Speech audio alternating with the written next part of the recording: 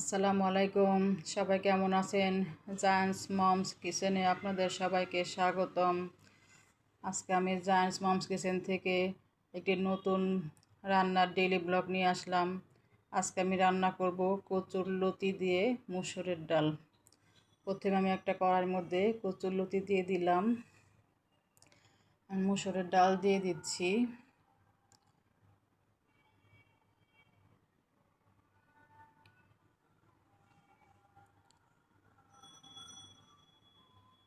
পেঁয়াজ কুচি দিয়ে দিলাম, রসুন কুচি দিয়ে দিলাম,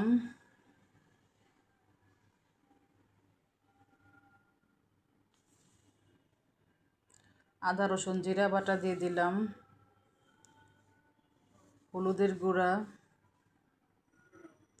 মরিচের গুঁড়া,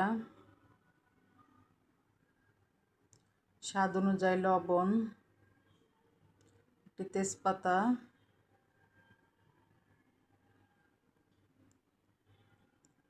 পরিমাণ মতো সয়াবিন তেল দিয়ে দিলাম।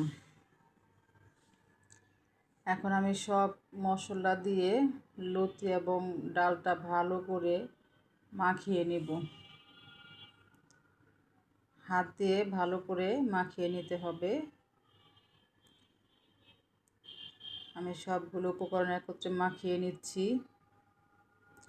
কচুলতিটা আমি অফ ক্যামেরা ভালো করে কেটে পরিষ্কার করে ধুয়ে নিয়েছিলাম। ভিডিওটা বেশি বড় হয়ে যায়, বেজন্য আমি অফ ক্যামেরা এটা কেটে নিয়েছি। ভালো করে মাখিয়ে নিচ্ছি আমি।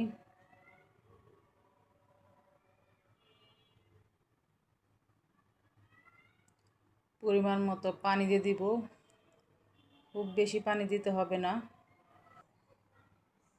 লতিটা যেহেতু মাখা মাখা ঝোল হবে, আর ডাল আর লতি খুব দ্রুত সিদ্ধ হয়ে যায়, এর জন্য পানি বুঝে দিতে হবে।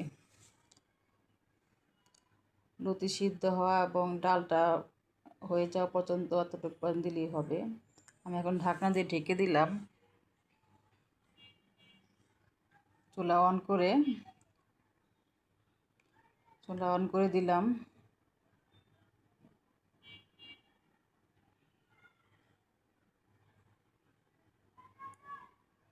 কাঁচামরিচ ফালি করে কেটে দিলাম। এখন আমি এটাকে রান্না করে নেব কিছুক্ষণ। ঢাকনা খুলে ভালো করে নেড়ে দিব।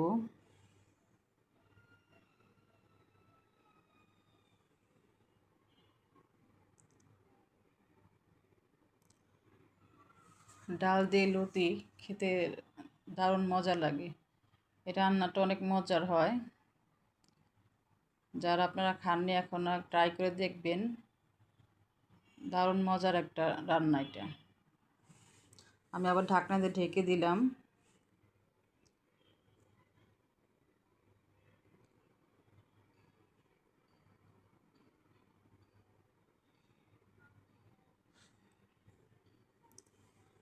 এবার ঢাকনা খুলে নেড়ে দিব। পানিটা আমার অনেকটাই শুকিয়ে এসেছে।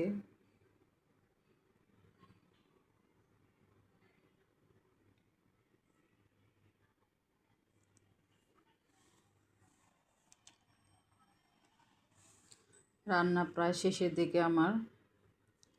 পানিটা শুকিয়ে গেলে একদম ডাল আর লতিটা মাখা মাখা হয়ে গিয়েছে। আমার রান্না শেষ।